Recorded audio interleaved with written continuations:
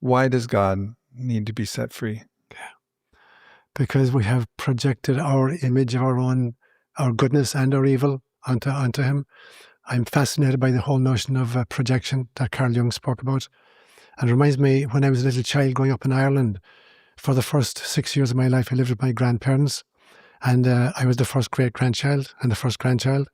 And I had an uncle who was 2 months younger than me. No, my uncle Noel. I was born in October 1946. He was born in December 1946. So we were raised like twins.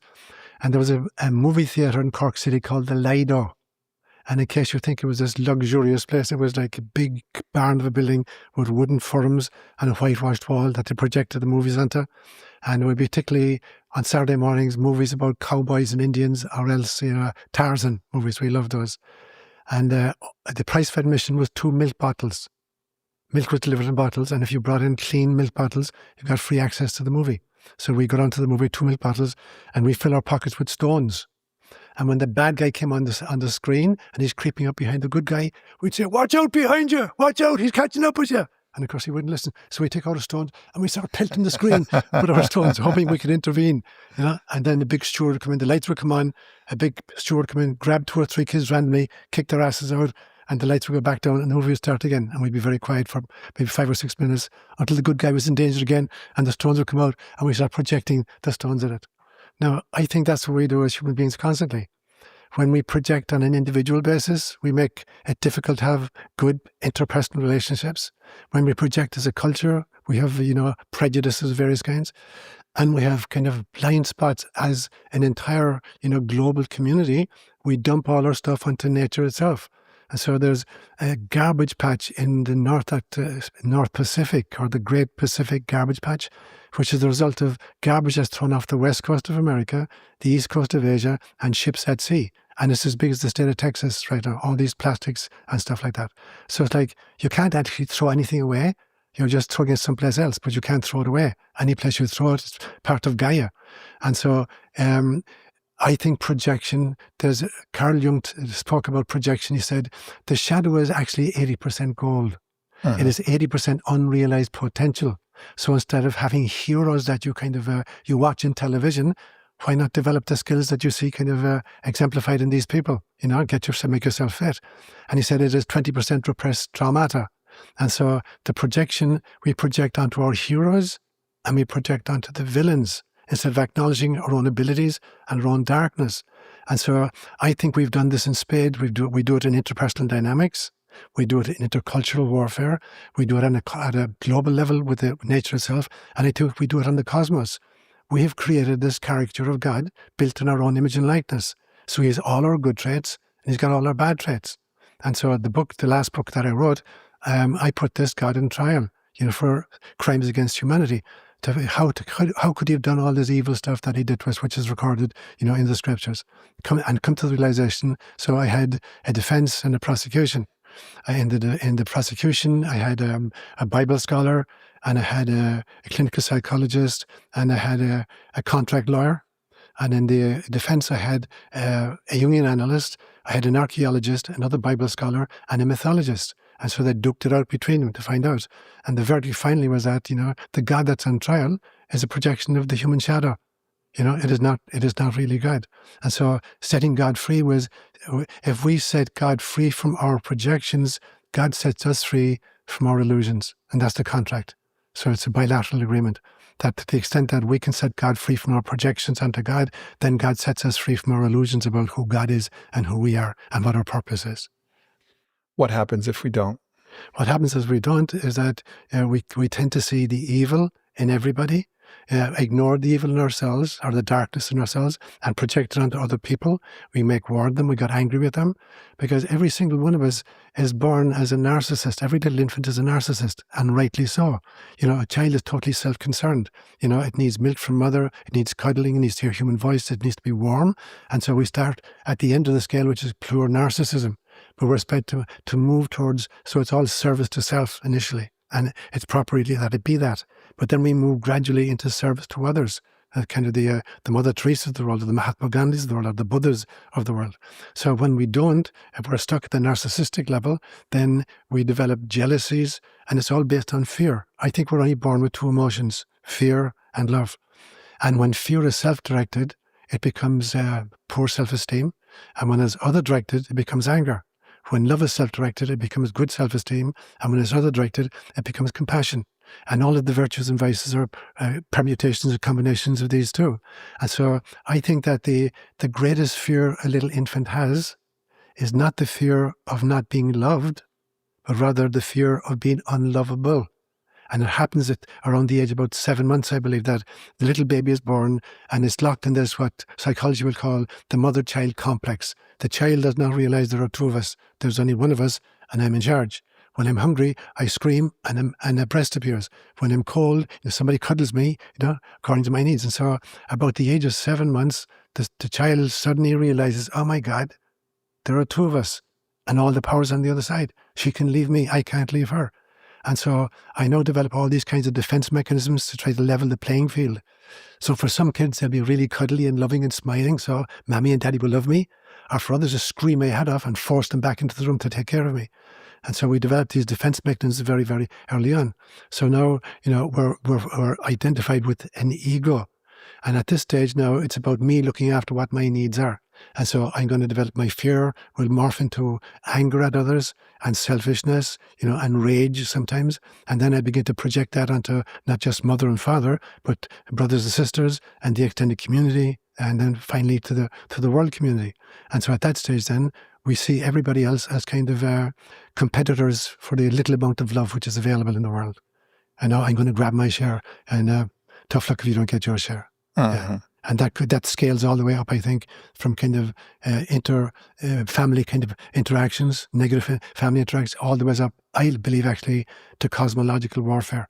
I believe actually that there are beings out there who are much more advanced technologically than we, but that they may not be more morally advanced than we are. And so one time I asked I seed my dreams a lot since I've been recording my dreams since about 1979. And I see them, so I'll have a thought in my mind before I go to sleep. Here's a question I want an answer to. And a few years ago, I asked the question, can you tell me the difference between sin and evil? And the answer I got at 4 o'clock in the morning was, sin is the infraction of a culturally created precept. It's just breaking human law. Whereas evil is a cosmic conspiracy using human intermediaries to separate souls from source. And so I think that there are energies and entities out there who are technologically advanced, even have great psychological abilities, but who are not advanced spiritually or morally, and they regard Earth as playthings. And so for me, the results of not realizing that until we start projecting onto God, we're not free of our illusions, that scales all the way up to inter-family dynamics, all the way up to the cosmos itself. So the results are literally cosmic warfare. To step out of this cosmic warfare, I think we have to move beyond this idea of the finitude of love and move into the infinity of love that's available. And I think that's one of the things that's drawn people to Yeshua, is that was an avatar who expressed a universal, infinite love. Like, Jesus loves you. You'll see it graffitied on walls or plastered on church billboards. And there's something very powerful about that idea of God as universal love. It's not something that you need, to carve out your piece of the pie, that any piece of the pie, one cherry from the pie, contains the infinity of it all. Yeah. That's beautiful. That's beautiful. I totally agree with you. So I asked at one stage as well for a definition of Christ consciousness in my dreams. And the definition I got was that Christ consciousness is the permanent awareness of the inner divinity of all beings. And so being Christ conscious is being able to see the divine in everything. The oak tree, you and I were looking at manzanita tree this morning, the divinity within a manzanita bush, the divinity within a bunny rabbit, the divinity within other members of society, the divinity within my enemy figure. It doesn't mean that I have to agree with everything they're doing, and it doesn't even mean that I can't resist evil. But what it means is, in the course of resisting and coming from a form of love which has the ability to confront what is not right. And so it becomes really, really important then that we recognize that love is infinite, and that we are holographic fractals of God, and God is love. It's not that God has love. God is love. They're synonyms. God and love are synonyms. And so I think about it then that love is God self-fractures. If there is only God, then God is really lonely because there's no relationship possible. And if there's no relationship possible, evolution is not possible. And so I think initially God sang herself a lullaby. Yeah. And the lullaby brought creation into being. And the Aborigines in Australia have the same notion that reality, the world was brought into being through the songs of our ancestors. You know, that it literally, the logos, the frequency, the sound is what initiated both separation and love. And so God sings herself a lullaby and thus is creating all of the artifacts of the cosmos. And that every fractal then, in Hebrew we use the word netzotzot, that were sparks of the divine. And that everyone is a holographic fractal. Now, a hologram is an entity that contains the totality of itself and every one of its component parts. And a fractal is a pattern that repeats at an infinite number of scales. And so there's nothing in the cosmos, literally nothing in the cosmos, from a quark to a nation, that is not a spark of the divine. And so love then is about, managing to recognize that spark in the other, in spite of the kind of the shield the other is wearing, or the kind of the disguise in which the other is appearing, to be able to see that level of love with them, so that it activates that love in myself. Now, love is going to demonstrate itself in various ways. So, for instance, father love in a family is partially about disciplining the child, because I think there's the difference between father love and mother love is that mother love teaches the child how to be in harmony within the family, and father love teaches the child how to be in harmony outside the family with the culture. And so sometimes discipline is necessary. That's a form of love. So we have to have a kind of a repertoire in our arsenal of ways in which to love in particular circumstances, all the ways from total compassion to confrontation of and resisting of evil. So for me, that would be the love. You mentioned yesterday that there's 4 levels of compassion. Yeah. I'd love for you to share those with us. Yeah, brilliant. So I actually believe the mathematician in me wants to say that it's actually a 5x4 matrix, that there are 4 expressions and 5 levels. So I'll give you the 2 of them. For me, the 4 levels of compassion are, I call them the 4 C's. The first one is confirmation. And if I were to use an example, let's say basketball, you're a great basketball player, a basketball team. So the first level of compassion is confirmation. Attaboy, Aubrey, brilliant shot, I love it. You 3-pointer, we just really needed it. Great going. So that's the first level of compassion, is a confirmation, attaboy. The second one is cooperation. You're the guard or whatever, I'm the kind of the forward, under the post or whatever. So we're playing different roles in the team. So cooperating and fulfilling my function in the team is really important, and allowing the other members to fulfill their function in the team. The third one is compensation. There's an interception. I was trying to throw you the ball and it got intercepted, and now somebody else on our team rushes in and re-intercepts the ball. So the third level is kind of compensation for the mistakes of other team members. And the fourth one is confrontation. Somebody is playing really, really selfishly. They want to dribble the ball from one post to post. They won't share with anybody, even though they're surrounded. They won't call a timeout. They want to try and break through. And so they're benched. They're taken off. They're replaced in some way. So for me, then, compassion has these 4 facets. And we must be able to kind of activate all 4, depending on the circumstances in which we find ourselves. So it's a compassionate thing to do, to confront evil, but to do it out of a loving heart in the recognition that the other person is divine as well. So I would say there are the 4 levels. And then there's kind of 5 facets of compassion. The first one is literally neurological, that we're born with mirror neurons. And the little baby actually develops this by watching the faces of mother and father. They're developing these mirror neurons and they're learning how to behave and emotionally interact with the environment. But they literally are mirror neurons. And they've done some really, I think, horrendous kind of research on this, where they take 2 monkeys and they put electroencephalograms in both of them, and they torture one monkey while the other guy is watching. And they're looking what area of the brain of the person being tortured is being activated by the torture, and what area of the brain of the observer monkey. And it's the same area of the brain. So that's how they discovered mirror neurons, that literally there's a neuronal circuit in my brain that's activated by watching somebody else suffer.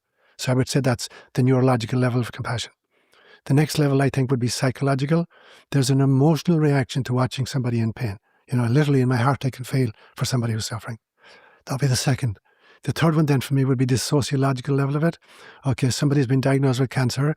I'm going to bring around meals for them during the week because they can't cook for themselves. Or I'm going to take them to their doctor's appointments or whatever. So that's the sociological level of it. And then there's kind of a spiritual level, and that is prayer. that I can beam laserized intentionality at somebody who's suffering, and that this energetic exchange is actually benefiting them. And the fifth level is mystical. And that is that this is God's gig.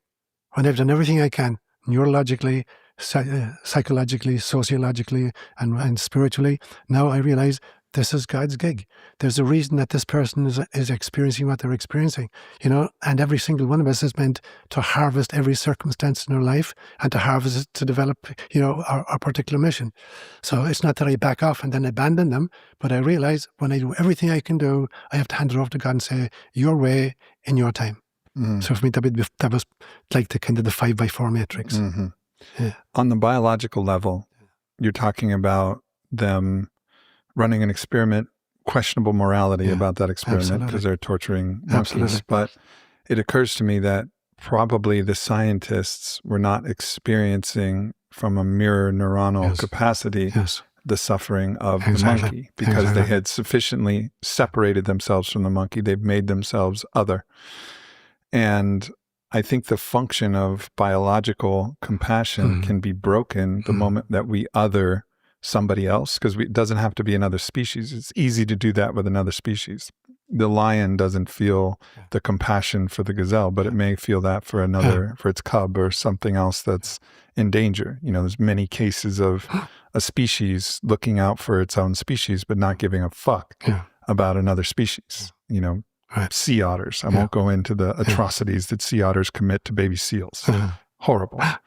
Serial rape, necrophilia. It's dark, right? So there's a biological function that's kind of ethnocentric or species-centric. And one of the tricks that we've played or been deceived into believing is this myth of separation, which breaks that first level of compassion, which is you are other than. And I think it's been part of the foundational ideology of all wars. You dehumanize the other. And then therefore, how were people able to watch public hangings, tortures, executions? They'd othered that other person. And bring their sandwiches along. Exactly. Exactly. So in this othering process, it's very dangerous because you're breaking something that we're meant to hold. That's a beautiful, you're absolutely right. And so, as I say, then Christ consciousness is the permanent awareness of the inner divinity of all other beings, including the sea otters or whatever. But I think that we experiment in 3D density. We experiment with all different life forms, all the way from flora to fauna to Homo sapiens and beyond. And so we have to experience what it's like to be in that level of densification. So in some parts of the animal kingdom, they're driven by pure instinct. There's no rationality involved in it. They're not thinking stuff through. And so there's an instinctual attraction to protect your own or to savage somebody else's. Or a lion will kill all the cubs with a female by another male. And so it's like there's an instinct to respond to any life situation in the lower levels of the animal kingdom. Now, within the species, then very often there's an affinity and a protection of them. So as we kind of scale up to different experiences of incarnation, all the way up to the human family.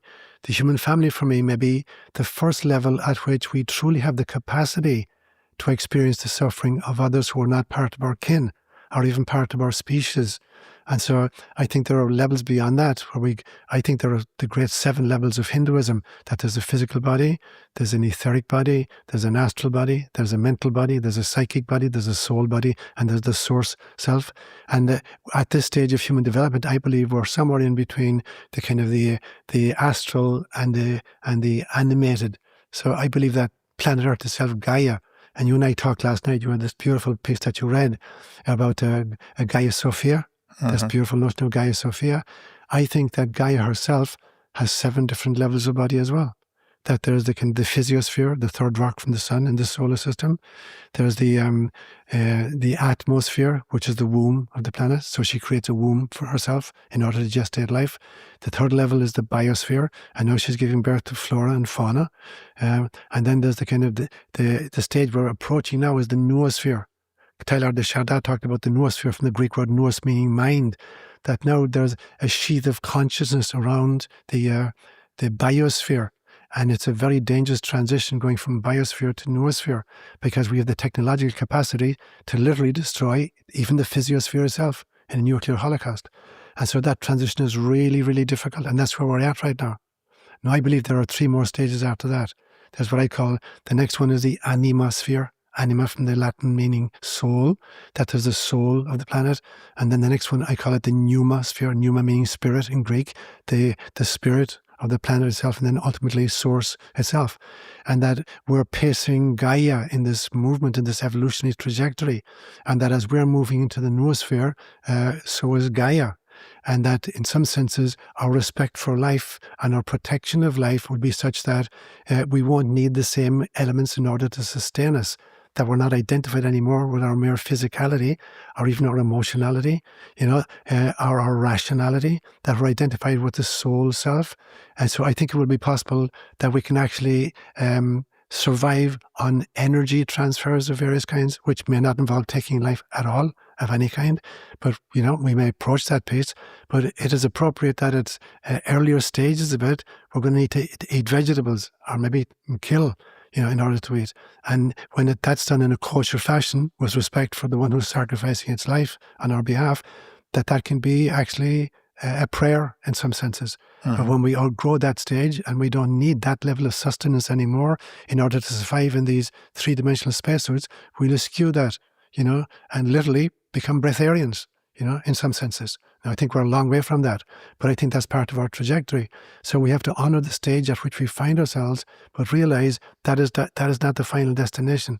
So what are the practices, that we can engage in that elevate our energy levels beyond the mere physical, beyond the etheric, beyond the astral, beyond the rational, into the kind of the realization that I'm a bite-sized piece of God who volunteered for incarnation. And how do I sustain myself? And how do I protect those whom I love without having to take any life in any form whatsoever? I've always been a collector since I was a kid. Whether it was sports cards, magic cards, comics, stamps, or coins. And as I've gotten older, I've transitioned to collecting original art. I also believe in precious metals as one of the safest and most stable stores of wealth. The impossibly cool thing about my new company, Metalmark, as part of the Aubrey Marcus Collective, is that it combines both of these things that I love. Fully assayable and recoverable fractional gold notes, paired with impossibly beautiful, cool, and collectible limited edition art. So if for some reason you don't like the art anymore, or the art loses its value, you can always just keep the gold. If any other class of art loses its value, all you are left with is paper, or in the case of NFTs, pixels. And if you are just starting in collecting gold, instead of having to drop $2,700 on a coin like this, you can get in for less than a Benjamin. You talk about several different paths that we've taken. So there's this caricature of God, and you put that caricature of God on trial.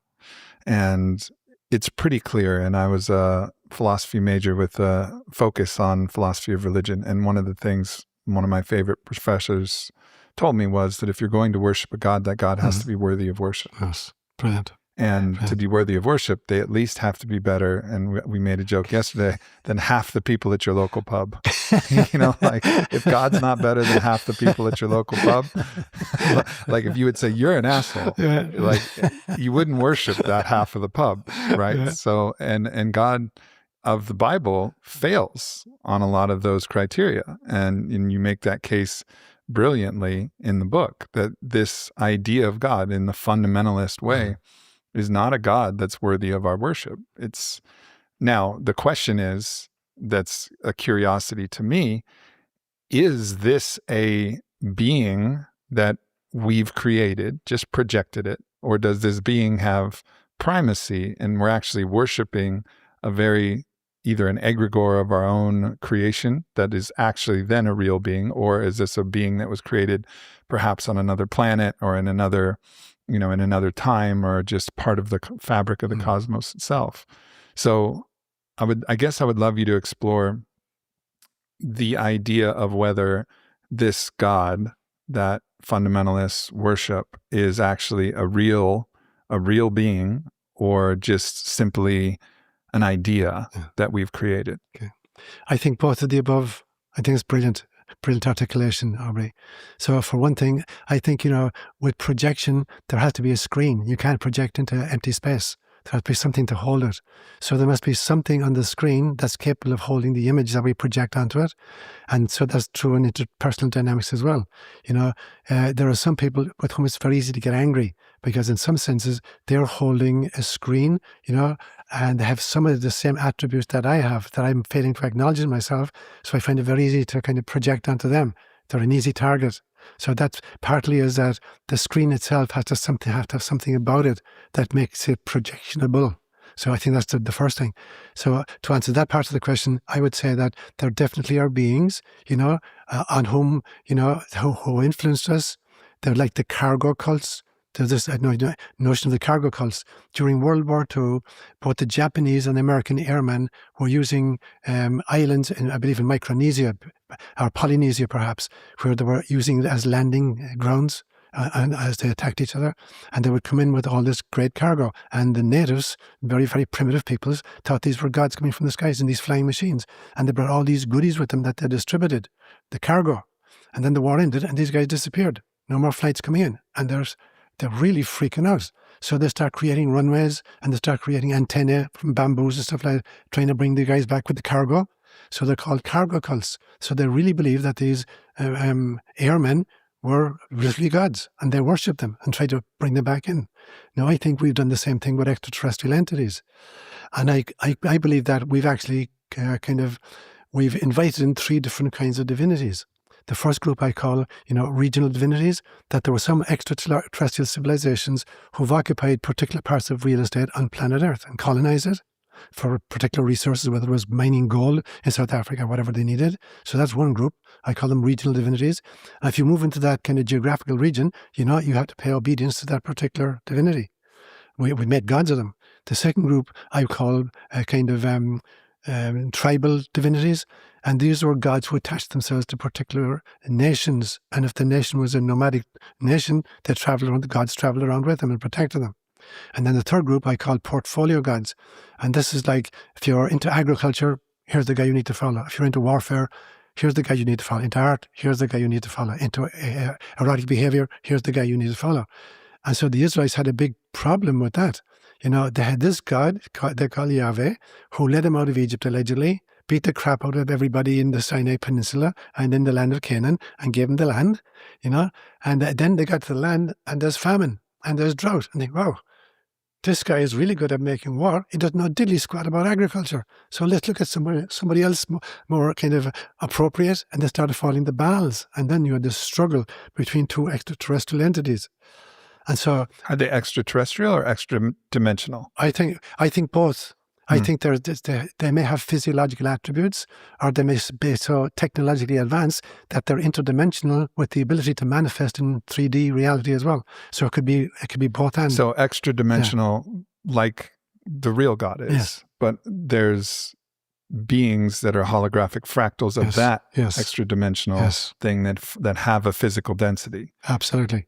I said there are possibly 10 layers. When you read Rudolf Steiner's work, the various layers of the kind of the dimensions, all the way from God, herself or himself, through angelic beings like Lucifer, a being of light, all the way down to kind of lesser angels, archangels and lesser angels, down to extra terrestrials who are physical beings.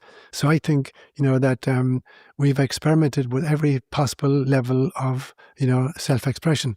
I think I may have said to you the last time we were together, I had a really powerful, when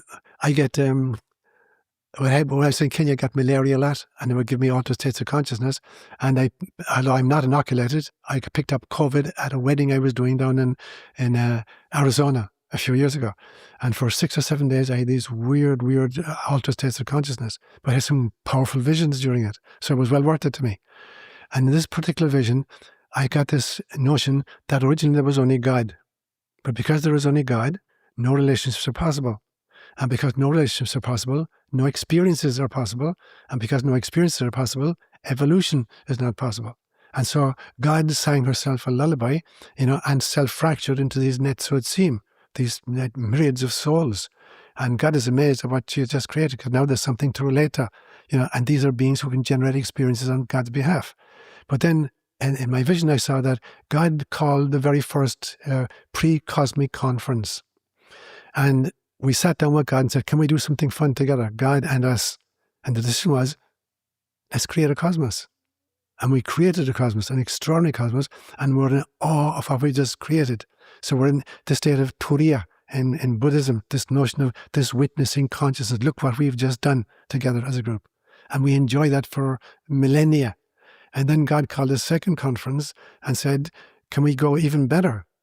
What if we were to kind of create avatars and insert ourselves into the cosmos and actually play roles within it and take the part of, trees or animals or whatever? How would that be like?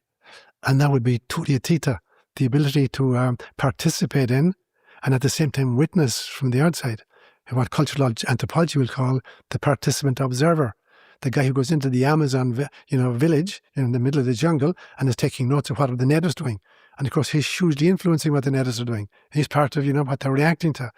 And so for me, the realization then that all the ways up and all the ways down, we're encountering these levels of manifestation so that the avatars the souls have chosen span the entire spectrum of really, really, really advanced technologically and spiritual beings, but who all have free will, all the ways down to us, three-dimensional beings, and I think even lower than that, people who are stuck in hell. And hell is not a place where we're separated from God. It's a place where we separate ourselves through our frequencies from love. And that's the hell, being separated from love. And people who are stuck in that dimension really, really are really hurting. And they're hurting the rest of us. And so there's this great passage in the Nicene Creed in Catholicism that says, when Jesus was in the tomb after being crucified, he descended into hell and spent 3 days in hell. And for me, what that means is, it wasn't just enough that he wanted to bring light to three-dimensional reality or three-dimensional densification. He wanted to go down to people who had totally kind of cut off their connection with love so as to experience light at that dimension and raise up their vibration and bring them out of that. And so to kind of, to bring light where there was just utter darkness, the utter darkness of being cut off, through my own behavior to the source of all love that there is. And so I think that we span this entire trajectory of dimensions, and that at every level there are beings, all of whom have free will, and so their power and their abilities may not be commensurate with their morality, or their sense of love. And so that there are beings at every level, who are dark forces and who, enjoy earthlings as playthings, by making us feel anger or rage or, or warfare, that they're literally feeding energetically off that. Now, I think that part of what I read about extraterrestrials, and I'm a big believer that they actually exist, is that through technological innovation, they've gradually cut themselves off from their sexuality. They have no sex organs anymore. Through food, they don't have mouths to eat anymore. That's not how they're nurturing themselves, or their sense of smell, that they're totally living in their brain. So there's no emotion, there's no virtue, there's no compassion whatsoever, because of a kind of a transhumanist agenda, maybe millennia or billennia ago, a place we're heading at this stage if we don't watch what we're doing. And so that they're so cut off from their virtue and their life that the only way that they can energize the system is by feeding on human distress. And so they're orchestrating situations, in which we're generating anger and rage and warfare, and that's food for them. Just like, as I said, two people attending a dog fight, putting two dogs savaging each other and taking bets on who's going to win. And that's how they're energizing themselves. And so I think that that's part of the equation. And so it becomes very important then that we create alliances with the light beings, who are totally in alignment with love, and who are using their own willpower to grow in love and to grow in compassion for others. But there are other beings out there, I believe, who are exercising their free will, for their own selfish purposes. And God backs off and says, I give you free will. That was my greatest gift to you. I give you free will. Up to you to decide how to use it. Now, I think eventually everybody learns through trial and error, that selfishness does not work. Anger doesn't work, ever. It never creates peace, ultimately. So no matter how many lifetimes it takes me, or how many incarnations it takes me, or how many wars it takes me until we get it as a species, it ain't working, dude. Can we try something else? trial and error, see if something else that works. And there's these great teachers throughout history who said, okay, try this, try love, try peace, try forgiveness, try compassion. The Buddha, Mahatma Gandhi Jesus turned the other cheek. So there have been teachers who come and show there is another way, but they're not going to force it on us. They're going to say, here it is, practice it and see if it works. And it works. When you practice it, it works. If you don't practice it ain't going to work. Yeah. And if you practice the alternative, make war, you make more war. Yeah. We're always creating more of what we are putting out into the world. Like attracts like. Yeah. And still, nonetheless, there is that place for confrontation. Yeah, absolutely. And this is the paradox that needs to be handled with great philosophical, theological understanding of like what we might have to do to protect and take care of our fellow beings. Yeah, very important. And it's important to realize that some people will talk about Jesus saying, turn the other cheek or don't resist evil. But they're choosing particular statements. Jesus is a master of paradox. And by telling parables, he's showing the multifaceted realities in which we exist. And so he was a great resistor himself. He would call out the Pharisees, you blind hypocrites. You travel over land and sea to make a single convert, and when you convert them, you make them twice as fit for hell as you are yourself. Blind Pharisees, you create laws and you lay them on people's shoulders, and you won't lift a finger to help them yourself. So he's really calling them. He's overturning the money changers' tables. So he's able to confront. He knows when to confront. And so that for me is like, that's the 20%. That's one of the ways that you're compassionate, by confronting evil. And sometimes, I think it is necessary to physically resist evil. I'm sure, if you saw a child being molested, and the only way you could take the guy out was to punch the lights out of him, you'd do it. I would, certainly, if I saw a child being molested. And so to stand by and say, may God forgive you, I forgive you, and not do anything. So we have to intervene. The question is, am I intervening out of anger, or am I intervening out of love?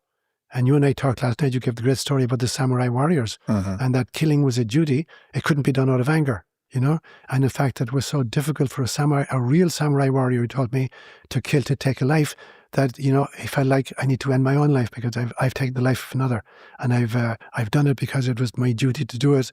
I didn't do it out of anger in any way. So resisting from a clean heart doesn't mean that I have to sit my hands and watch somebody being kind of vilified or a child being raped. Yeah. I look at just our own diversity in our own animal kingdom. And I remember I had a powerful ayahuasca ceremony where I was connecting with different animals. And I went down the list and connected, and I have very cool stories with the different animals. But I got down to mosquitoes. And you're just someone who's had malaria. So I've never had malaria, but I still, I'm a little bit allergic to them. So I get big welts and they itch like hell. And that's unpleasant experience for me. So I connected with mosquitoes, and I basically said, like, mosquitoes, what's the deal? What's the deal? Like, what the fuck? And they're like, whoa. And it was like, there was an overmind. It was like the soul. It wasn't like one mosquito. I wasn't talking to Larry the mosquito. It was like, I'm talking to capital M mosquito. Right? It was like one mind of all of these insects. And I remember mosquito was like, whoa, man.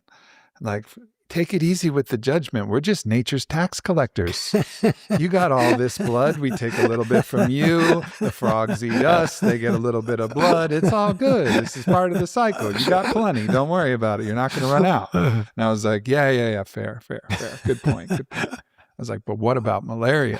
And the mosquitoes were like, don't talk to us about that. That's a parasite that's in us. You got to go talk to malaria. Sure. And then I look over in my astral vision. Obviously, you can't turn your head to look at something, but I focus my attention and I see this swirling, chaotic mess that's malaria. Now, from my perspective, it was a mess. Maybe there was a divine order in that. However, I was like, hell no, I'm not talking to malaria. Like, I'm going to leave that one be.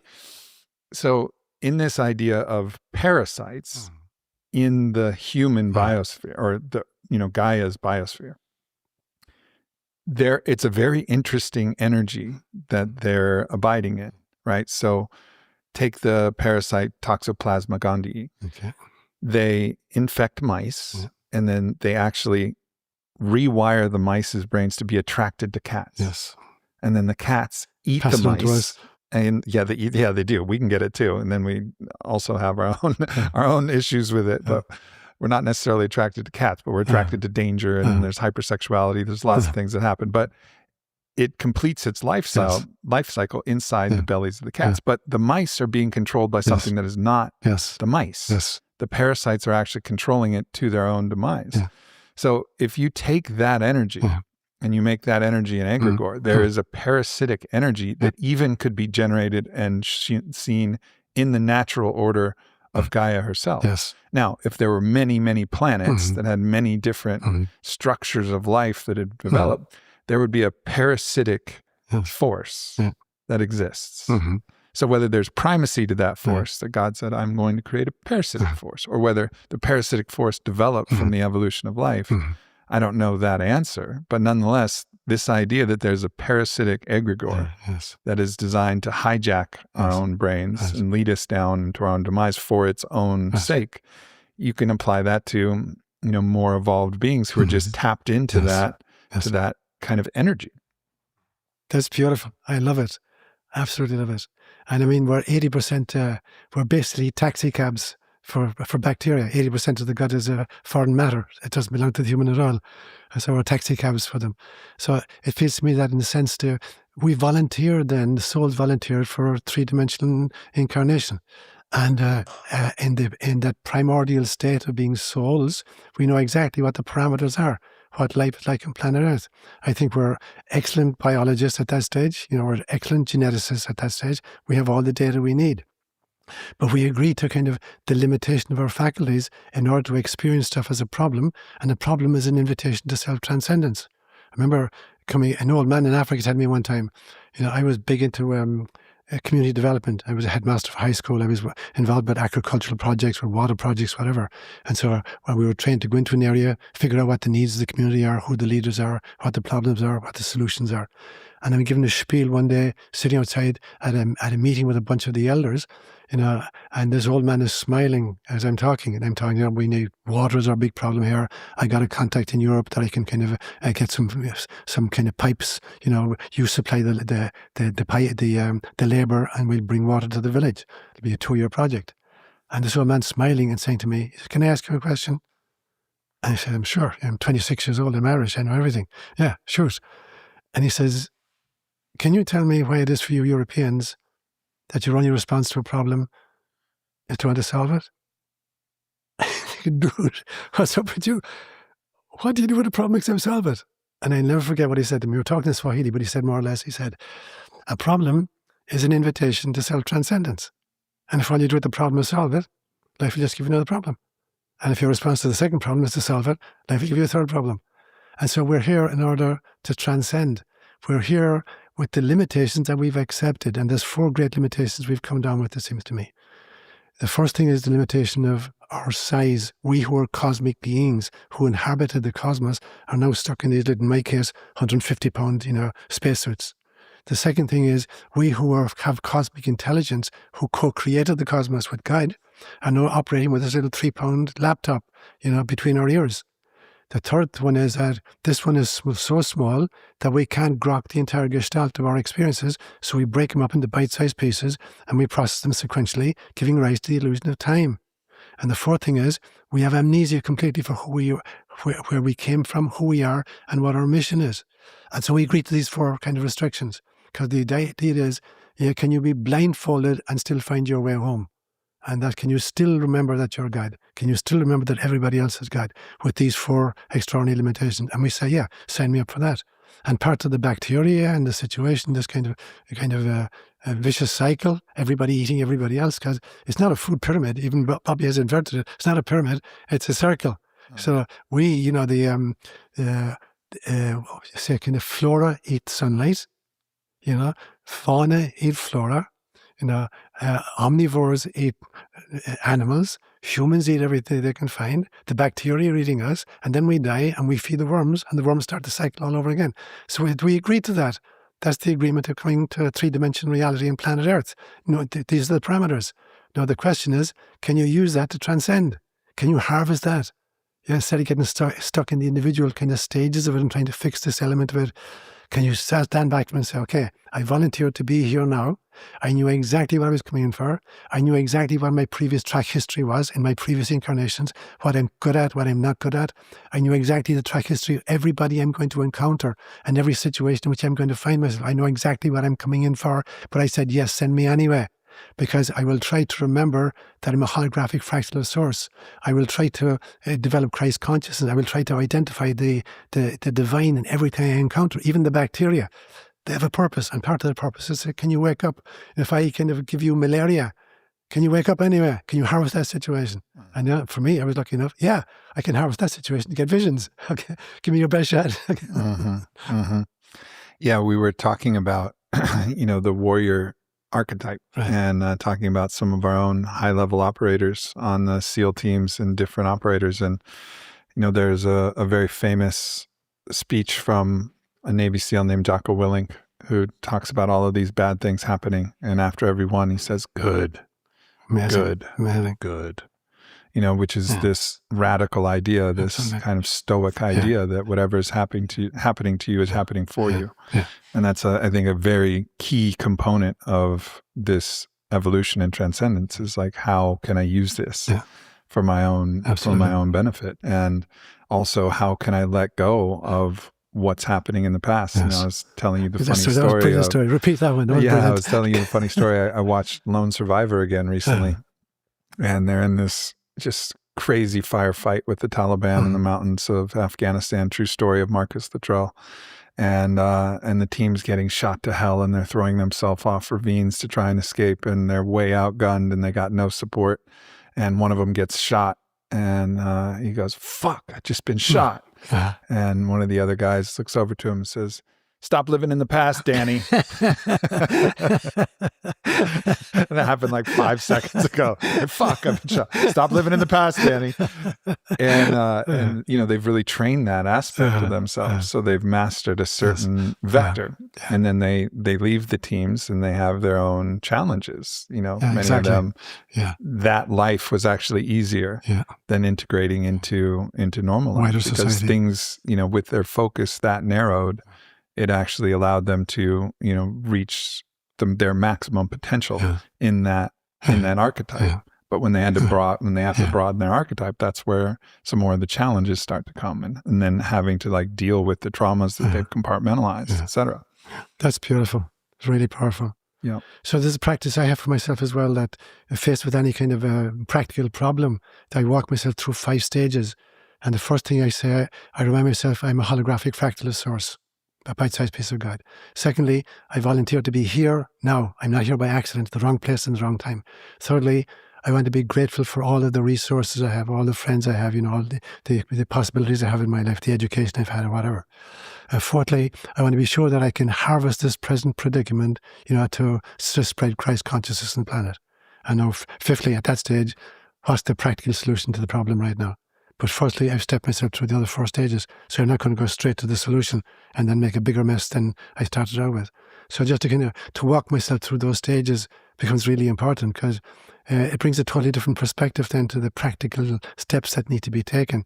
I'm not rushing into a kind of a solution that's going to create more problems than the initial one. Mm-hmm. Yeah. So go ahead. Yeah, right now, what's very active and alive is what's going on in Iran. And Iran has, as many people know, a very, very deep history. And I think the world has not given enough credit for the beauty of Zoroastrianism, which originated in Iran, and I think is a great, or orienting story to the cosmos. And the whole point is to be an Ashavan, the one who does good, and to resist the impulses of the Druzhvan, of those darker impulses that can come through us, Angromenyu, versus versus the Hashem, the Most High, the one that represents the good. And so it is a religion of monotheistic duality, but it actually orients you to differentiation and invites you onto that path. And that originated there. There's so much rich culture and heritage, and there's so much intelligence and beauty. And then obviously the Islamic fundamentalist regime comes in, and they change the flag, they crush the spirit, they change the language, and it's like they've really kind of overtaken that culture. And then this culture is now in open revolution. They're trying to liberate themselves. And there's these incredibly powerful videos of Iranians just crying out for help, literally crying, like, please help us. Like, we do not have the ability to resist. We're getting mowed down. You know, reports right now are anywhere from 12,000 to 20,000 killed. And, you know, and President Trump has said, you know, help is on its way. Well, what does that mean? And what do we do? And how do we not make a bigger mess than is already the mess that's there? So how do you look at a situation like what's happening in Iran? Like, how do you diagnose it? If you were brought into a council, like a spiritual council, which I think should be a part of every war decision, is there should be like a spiritual council that's talking about this. And it's not only that you have spiritual wisdom, but you also have psychological and a vast array of, you know, intellectual and spiritual faculties. But if you were going to be in the spiritual council there and try and diagnose what to do, how would you address this? Okay. So I want to kind of just back up first and agree with you that Zoroastrianism has been such a huge influence. You know, historically speaking, the last two tribes of Israel were exiled in the year 587 BCE by the Babylonians. You know, they were brought into exile. And the Persians overthrew the Babylonians in the year 537 BCE and set the Israelites free to go back to the land of Israel. But in the meantime, in their time in Babylon, they are exposed to Zoroastrianism. And Zoroastrianism had, as you said, had telescoped the kind of the multiplicity of divinities down to two: a god of light and a god of dark, Ahriman and Ahura Mazda. And Judaism brought that back, you know, created a monotheistic culture. Now, the difficulty is when you try to bring together the light and the dark, Ahriman and Lucifer, it's a kind of Janus figure with two faces. So how do you integrate those? And I love this notion of the kind of the Vesica five spices. If you've got two mathematical sets overlapping, you know, you have a kind of a vulva-shaped, you know, overlap. And I think it is the birth canal for the next level of human consciousness. You need the presence of light and dark in order to kind of activate the Christ consciousness. So I think Zoroastrianism and Persia modeled that for us, you know, 2,500 years ago. Now, I think it's for me, this is a typical situation in where, you know, it is not only permissible, but it is advisable to resist evil. And obviously, this is an evil situation where people are being mowed down, that an extraordinary developed culture has been suppressed. Women have been totally suppressed within the system. Justice has been suppressed. And if the only way you can deal with that is some form of physical resistance to it, then physical resistance is not only acceptable, it may be mandated. And for me, you know, I'm really happy to see some kind of an intervention from the outside. You know, whether it's boots on the ground, I wouldn't, maybe not that, but some way that you have to take that kind of leadership out of positions of power to allow the people to kind of articulate their own wisdom and their own spirituality. And so just to watch them being mowed down as sit in our hands, that for me, that's not compassion. You know, so I have no idea what the plan is, or obviously it's very, very complicated because there's a history there. There are other regions and other countries in the region to be considered. But that, for me, I think that the ultimate question is, what is the loving thing to do with this situation? What is the form of compassion that's active, that needs to be activated? And it is not, attaboy, you're doing a great job, you're not suppressing people and killing 2,300. It is not, you know, kind of cooperating with the regime. It's not trying to compensate for their mistakes. At this stage, it's really confronting it. And it seems that these regimes, very often, the only thing they experience is some form of physical intervention. So I don't know what that's going to look like. I think there are, hopefully, that the other Arab nations in the region would cooperate with the United States and with Israel to kind of replace this regime. I'm not in favor of kind of moving in like we did like in Afghanistan and creating chaos in our wake, but somehow that the leadership needs to be taken out of their position right now, whatever that looks like. When I look at, for instance, the snatching of Maduro, and for me, that was an extraordinary, that you could go in with such precision and in 2.5 hour period of time, snatch somebody who was that well shielded and take him out of action. And the cheering that goes on, you know, as a result in Venezuela. I think there's something comparable is being called for in this situation. I don't know what it's going to look like, and it may be much more complicated because they may be much more prepared at this stage to defend their leaders, the Ayatollah or whatever, than Maduro's squad was. But they need to be taken out of the equation because there's not going to be peace there. And for me, it's a sin to see an extraordinary culture being suppressed. I mean, now with thousands of martyrs, that their blood is not being kind of a cry for justice to the rest of the world. Mm-hmm. There's a movie about, and I don't know if it was made by an Irishman, but it's called Boondock Saints. And there's, you ever seen that? No, never heard of it. There's a quote in there, and it's, I think maybe a quote that could be in scripture, but it's not, it's something to the effect of, actually, I'm gonna look it up. I got it. Yeah. So the quote from this movie is, "Now we must all fear evil men, but there is another kind of evil which we must fear most, and that is the indifference of good men." Yeah, that's brilliant. And it seems like we're in this interesting paradoxical situation now where we have a, human-centric consciousness that's trying to be birthed and a cosmocentric consciousness. Yes.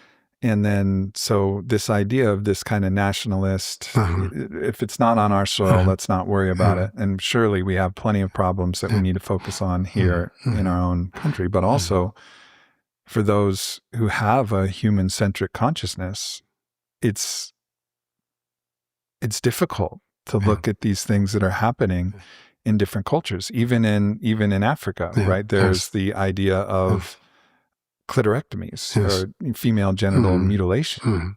Now, this has been culturally indoctrinated, so some women are choosing this themselves. And, so some argument could be, okay, well, if they want to do it, they can do it. But this fundamental idea is it's a broken idea that there's something wrong with the way that God, created our bodies. And so we must do this thing. And so it's this kind of gentle, we must allow people to express themselves their own way, but also in that kind of energy of, okay, but this is too far. You can't mow down, in a sense, civilians. We have to somehow bring a new level of consciousness that serves the good of the whole, because those people getting killed are not just those people over there. They're us living a different life. Right. And so it puts us in this kind of very difficult position of, all right, so what do we do? How do we hold this? Do we look away because it's just too much, or do we try and do something? And then if we do something, are we aware of those other motivations that may be riding the resources, the et cetera? Like, how do we separate our own actual desires from other desires that may be conscious or subconscious that are in there? It's just it's a very confusing time in the world to be connected now through the internet to the world.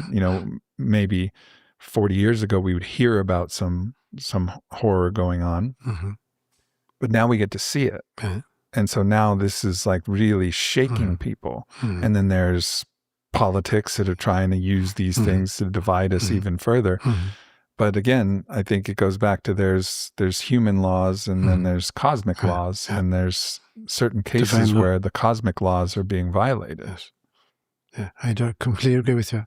So, I mean, this is for me now is where the kind of the five aspects of compassion I spoke about. There's the kind of neurological, watching what's happening. Literally, I suspect that the mirror neurons in compassionate people are being activated by what's happening in neuron right now. So that at that level, neurologically, we're being affected by it. Definitely, psychologically, you're affected by, you see people being, human rights being destroyed, people being mowed down in the streets. So emotionally, you're affected by it. Thirdly, sociologically, that's the one that we're not getting right now, it seems to me.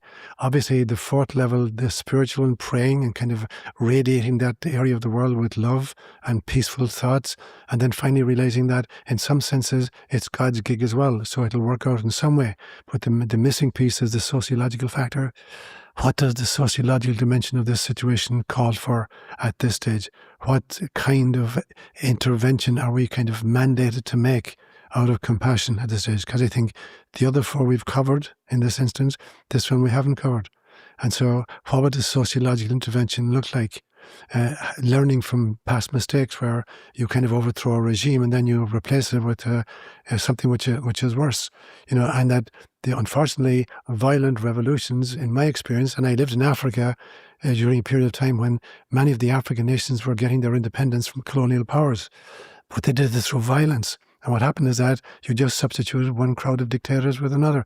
The white colonialists were taken out, and now you've got black colonialists for their own people. So I'd be really, really sure that, there's a difference between evolution and revolution.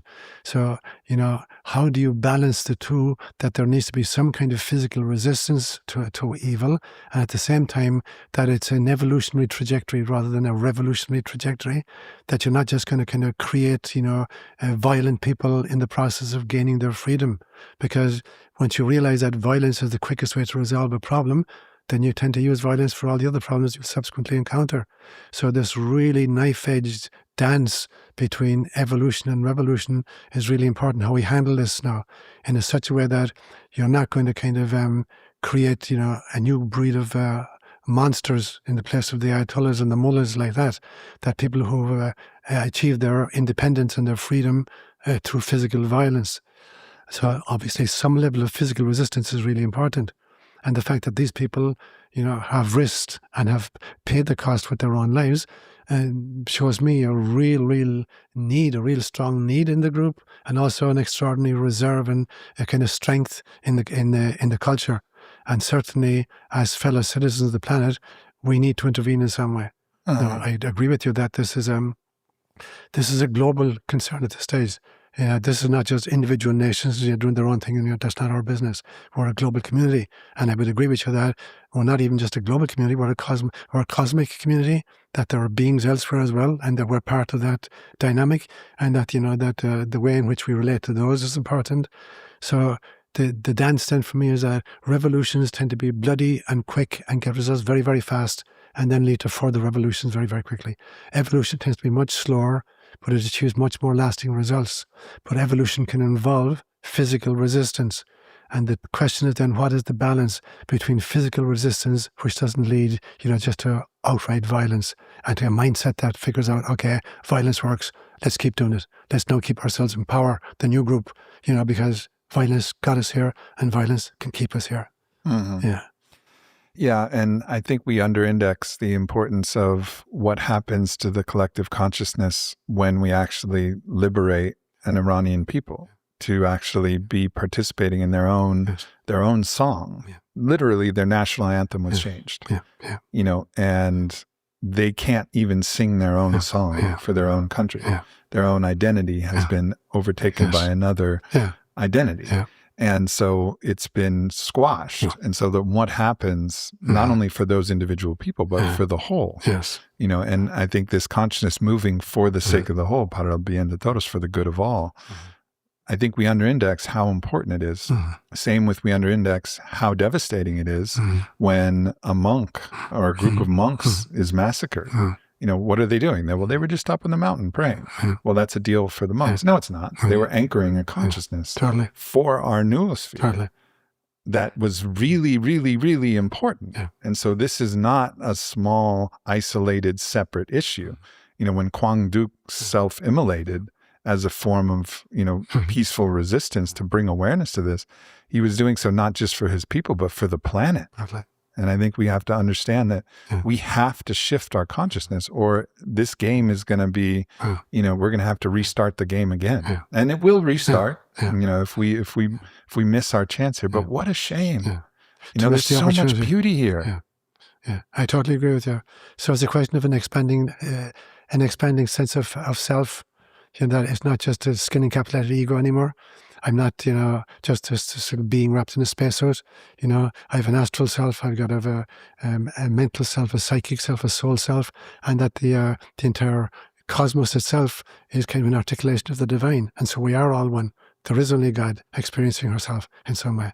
And as you talk about this tulpa, then that everything we say, everything we think, everything we do is contributing positively or negatively to this energy system we carry around with us.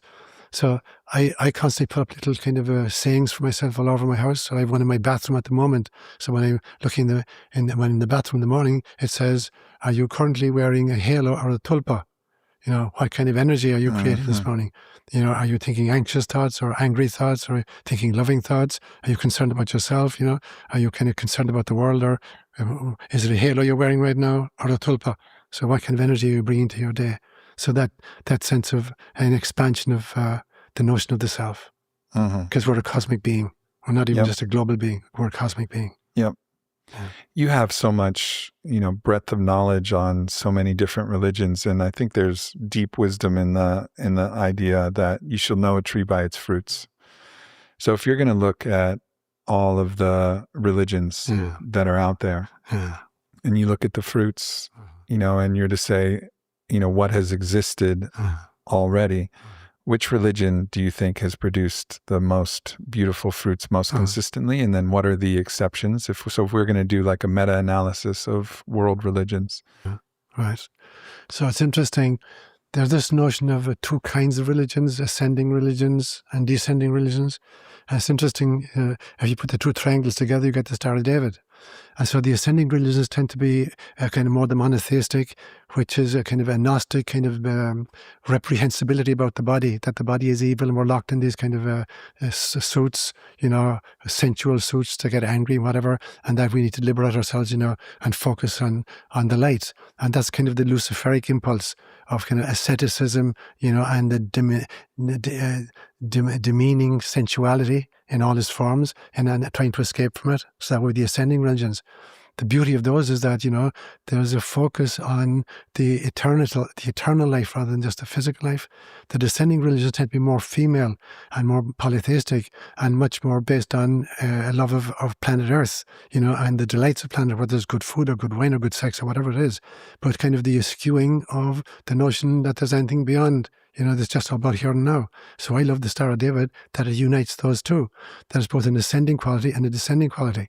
So with that kind of a template then, if I look at the basic religions of the world and I try to see them through their eyes, and what I see is that, the shamanistic religions, which is the oldest on the planet, they go back at least 60,000 years in Australia, that they're kind of appreciation of nature, and that literally the cosmos itself was sung into being by the ancestors. And so that sense of participation in nature itself, that's really, really beautiful. But it doesn't mean that they're all kind of saints. And so I think that shamanism brings an extraordinary level of respect for Gaia herself.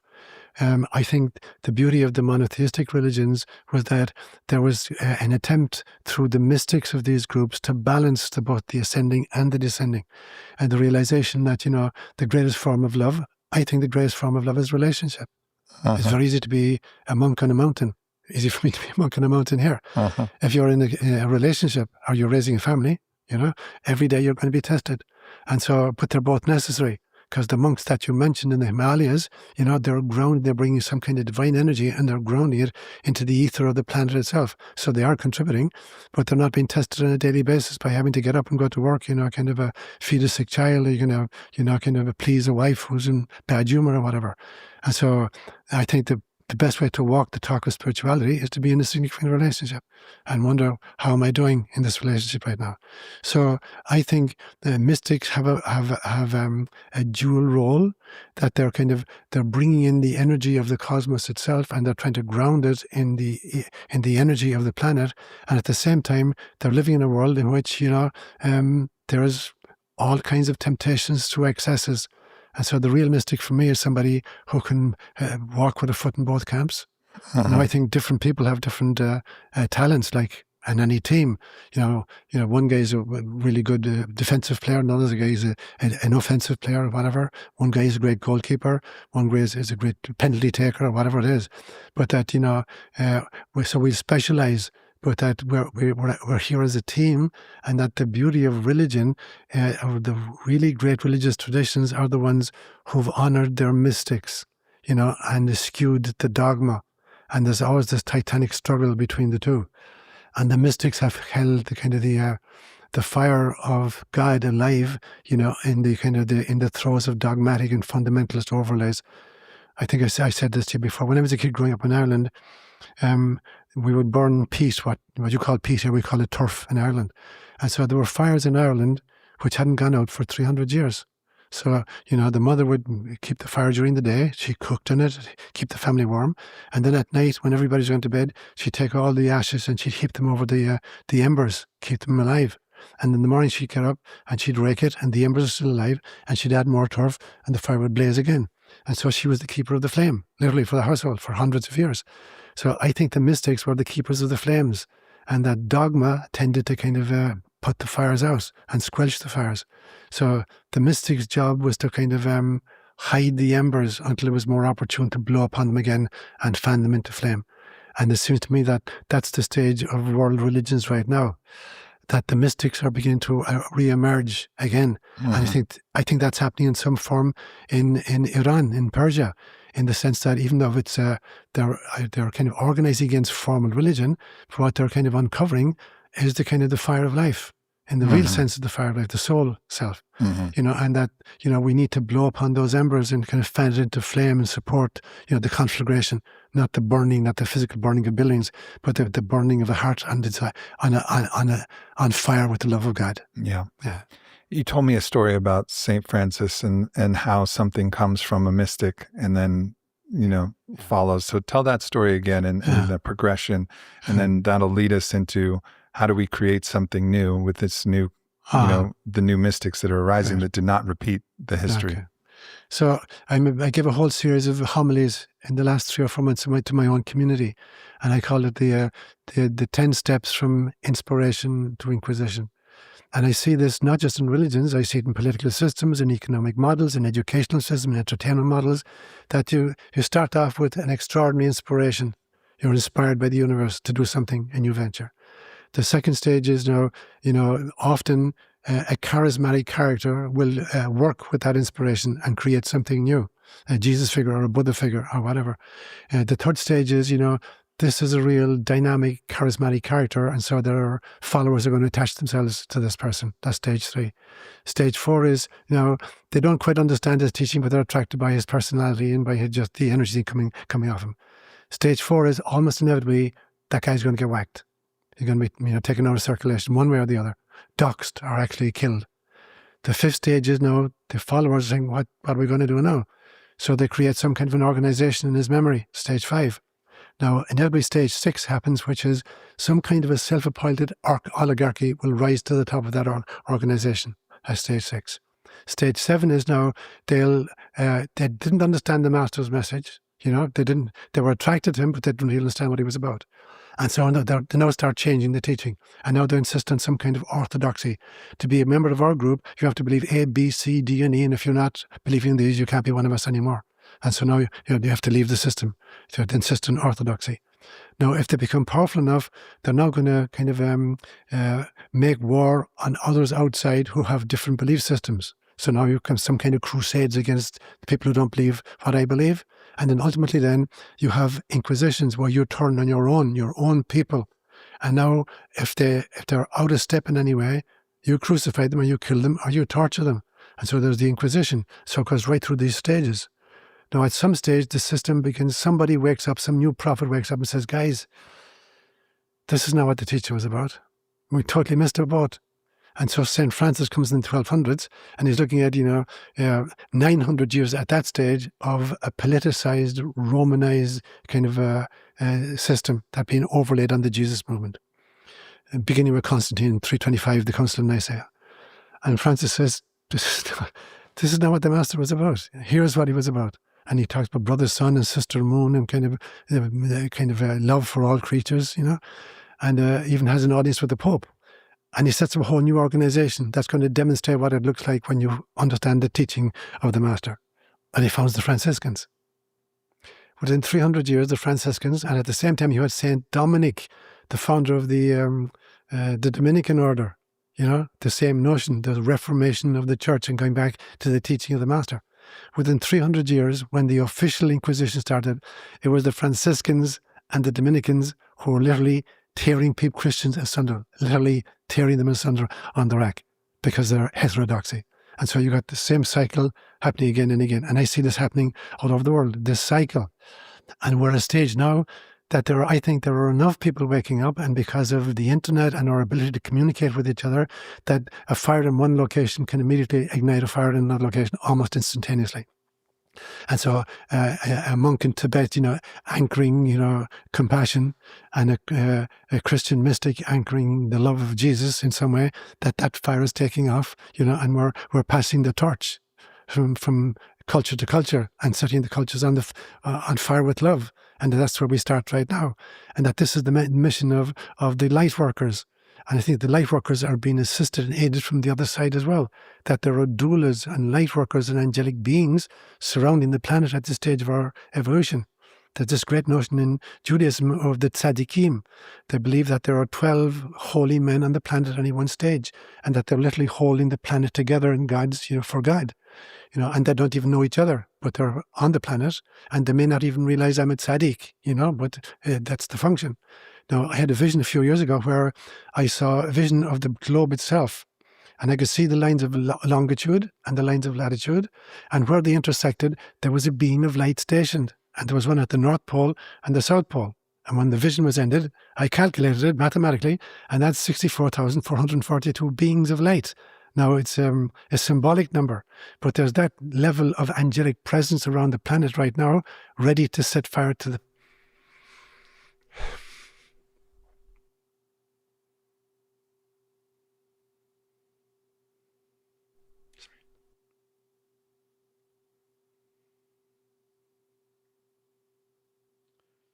There's that level of light and love, trying to fan the flames that the mystics have kept alive. And we have the ability at this stage to create an inferno of love at this stage. And this is the importance of kind of supporting our brothers and sisters in Persia right now, and in crossing all kinds of cultural barriers and national boundaries, and religious kind of denominational affiliation, into the realization that wherever a spirit is working, there is God. And I need to be there. And that, it is becoming doulas for that process and becoming light workers for that process. That's going to take us from mere Homo sapiens into Homo Christus or Homo Spiritualis. What happens inside you? What is that feeling that comes through you when tears well up? It's my soul speaking. It's not Seán speaking anymore. I know that all of us have our own gifts, and that one of the gifts that I was given was that I know how to channel, so that when I'm asked a question, I'm not trying to remember an answer. What's the proper response to this? It's to try to get the ego completely out of the way and try to make direct contact with my soul self and say, okay, here's a question right now. Here's something to talk about right now. What am I going to say? And just whatever comes through, let it come through. And at some stages, the Seán part of me is overwhelmed.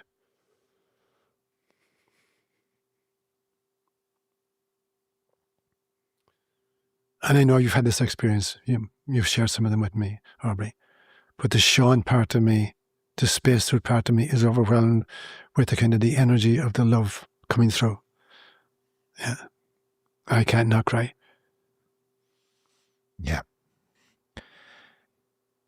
When I look at the world, I see a world that really needs us.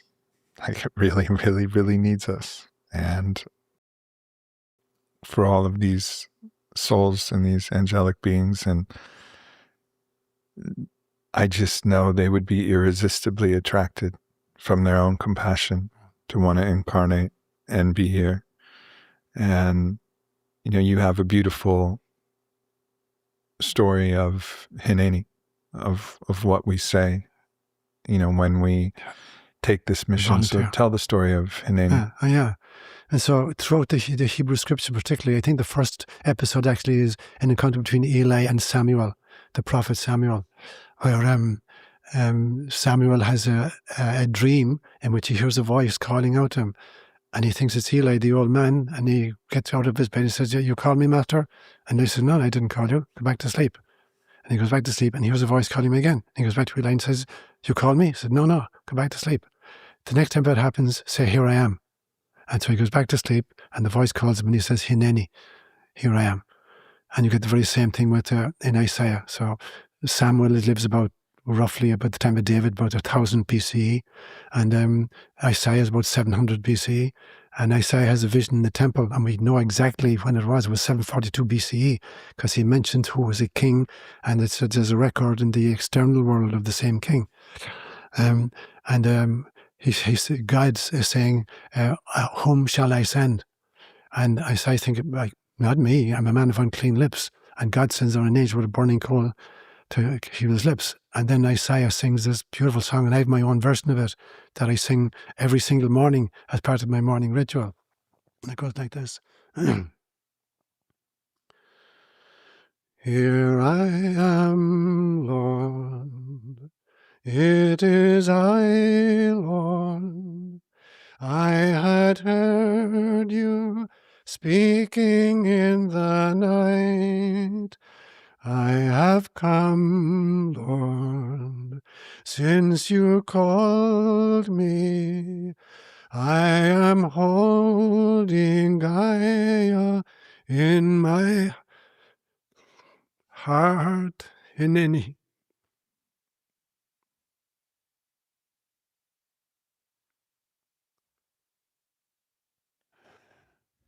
When I went to Iceland, I had a very profound experience.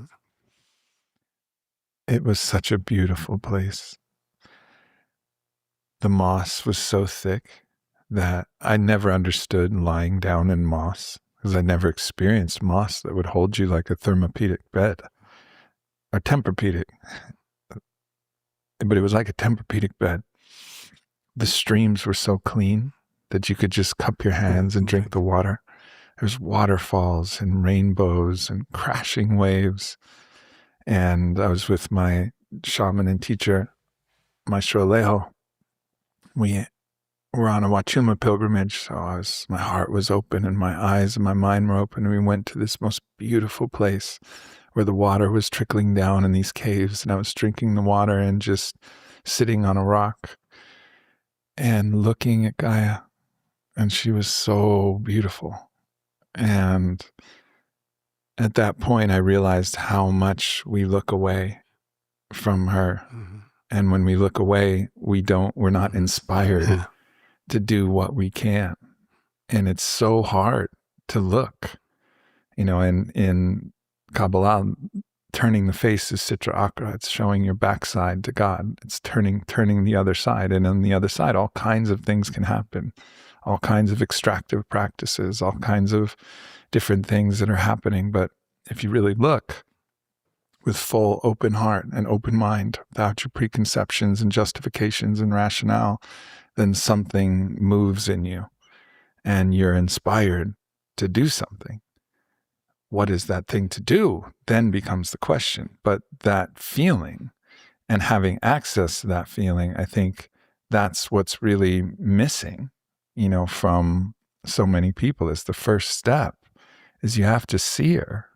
She's here screaming at us. Just look, see me. And if you see me, then you'll love me and you'll want to fight for me and protect me. And I think that's what Gaia is doing. She's just screaming at us like, look. And she's going to get louder and louder and louder until we can see her.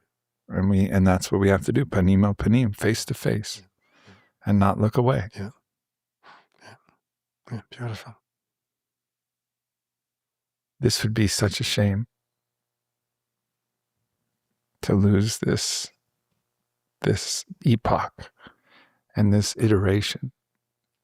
Right. I mean, where humans are incredible at their best, horrible at their worst, but incredible fundamentally. There's so much good in the world, and there's so much beauty all around us, everywhere. And it's when we're talking about setting God free, it's about setting us free. Absolutely.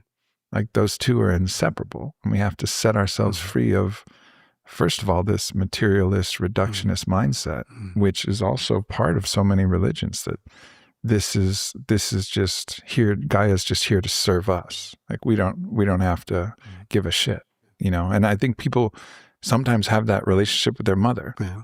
Yeah. You know, Yeah. fucking mom. Yeah. Yeah. You know, like, Yeah. well, she's been nursing you and caring for you. And I understand, you know, mother-child relationships can be complicated, and not all mothers are all benevolent. I understand all the complications of that. But fundamentally, like, that reverence for the mother is, I think, one of the biggest challenges of these Abrahamic religions, particularly these desert religions. And you don't see that in the wet religions of, like, you know, those maternal, matriarchal religions that are closer to nature. And still, you can sometimes see the same kind of shit pop up where they don't get it. I think we're compelled now to actually set ourselves free. And I think one of those keys is, yes, connect to, you know, God, the universal law, the law that speaks through harmony and speaks through geometry and speaks through mathematics. And, you know, at the end of this, I want you to read that piece, you know, when we're finished, because it speaks to all of that. But it's about looking at every piece and seeing the whole picture, not just what we want to see, and not just the tulpa that we're wearing. But, you know, I really like that. Am I wearing a tulpa? Am I wearing my ideology? Or am I wearing a halo? Am I seeing clearly? Is my crown open? Glowing. I mean, a halo is a circle of light above your crown. Like, are you able to see actually clearly? Is your third eye, open? Is it open? Can you actually see? Or are you wearing an ideology? You're wearing a conservative ideology, a liberal ideology, a religious ideology that's actually blinding you from just seeing what is there and available. Beautiful stuff, Aubrey. And one of the things that strikes me about what you just said is that we hope we don't lose this opportunity, because in some senses, you know, to tie it into our discussion of Iran, that in some senses, the Iran situation is like a fractal of the opportunity we have as a planet to kind of wake up. And so, you know, what we will subsequently do and how we will kind of help out with the Iranian situation, I think, is going to be emblematic of how we're going to kind of deal with the global situation. We're being invited into the next level of what it means to be a child of God as a globe. Yeah. And these, if there are grid systems like you saw in your vision, there's a part of this grid that is not lit up, and there's a song that's not being sung. So the chorus is out of harmony. And we need all of the songs now. This is now like Gaia needs to sing her national anthem. And then as soon as we start singing our national anthem, I believe that we'll be invited to sing our song into a cosmological anthem. But we got to get our fucking song together. Absolutely. You know, so it's not just 237 countries, or however many there are, each with their own song. And then all the little songs between those of the different religions or tribes, or, you know, Liverpool versus Manchester songs, or whatever the fuck, you know, other things. That's all fun and games, you know, blessings to sports. I love sports. But nonetheless, there's this, yes, you can all sing your own song of the self, the song of the tribe song, but we got to sing Gaia's song together. And I think if we don't have some of these voices, then we're not going to be able to sing that song. And that song will include a version of the Islamic songs. But when it twists to the fundamentalist versions, because there's seeds in there that actually sprout certain different types of fundamentalism. And I think, you know, the Eastern religions haven't had as many seeds that could be turned into like violent, you know, kind of fundamentalist ideologies. You don't see a bunch of, you know, radical Taoists out there, you know, kind of imposing their will, or radical Buddhists out there. I mean, and not that there haven't been horrors done by people who maybe ascribe themselves to those religions, but it's interesting to see like what happens when there's enough kind of soil and enough seeds of some deviation that can lead to a fundamentalism that is really like choking the voice of the people. It's brilliant. And I mean, when I think about fundamentalism, I always see it going through 4 stages. Whether it's in religion or economics or politics or whatever. And the first stage is always the kind of the radical simplification of very complex phenomena. It's like reducing God to a bumper sticker reducing kind of mysticism to a bumper sticker. That's always the first stage. You take a very complex phenomenon, you try to articulate it, on a bumper sticker. The second stage always is that you either identify or you create an enemy. The third stage is that you dehumanize the enemy. And the fourth stage is you make war on it. And you see this happening again and again and again. You saw it with Jews throughout human history. The kind of the radical reduction of Judaism, to bumper stickers, the kind of the vilification, calling them, by all kinds of foul names, and then making war on them. You saw it in Rwanda in the 1990s between the Tutsis and the Hutus. The very same thing, that you radically reduce a complex tribal situation to a bumper sticker, and then you start calling them cockroaches, with the name that the Hutu had for the Tutsis, and then you declare war on them, and then you wipe them out. There were like 950,000 people killed in a 3-month period during that. And I see that again, that the essence of fundamentalism is that you go through those 4 stages: simplification, defining or creating an enemy, dehumanizing the enemy, and then making war on the enemy. And I see the exact opposite happening with mysticism. And mysticism is a refusal to use a cataphatic language. Cataphatic language is, the language that purports to describe God in infinite detail, who God is, what God had for breakfast. And the opposite of that is apophatic, the language of neti-neti. X, God is not X. Y, God is not Y. How about Z? God is not Z. You can't articulate God. So instead of reducing the complex, realizing it's a mystery, you have to embrace the mystery. And then instead of kind of identifying an enemy, you realize that all people are my brother and my sister. We're all sparks of the divine. So it's the very opposite, of kind of identifying the enemy. The third one, dehumanizing it. You divinize it. You realize they're all God in disguise, And the fourth thing, instead of making war on it, you make love to it. So when you look at the mystic and the fundamentalists, they're going in exactly the opposite directions through those 4 stages. Mm-hmm. Yeah. Yeah, I think that's an important distinction about leaving the space for the mystery. Yeah. And I'd promised I was going to share with you this Gnostic idea of abraxas. Oh, yes. I want to share this with you here. This is Jung's description from his 7 Sermons to the Dead, and he's talking about abraxas, which was originally a Gnostic idea. Abraxas is the God whom it is difficult to know. His power is greatest because man perceiveth it not. From the sun he draweth the summum bonum, from the devil the infamum malum, but from Abraxas life altogether, which is beyond measure and reckoning. Abraxas is the sun, and at the same time the eternally sucking gorge of the void, the belittling and dismembering devil.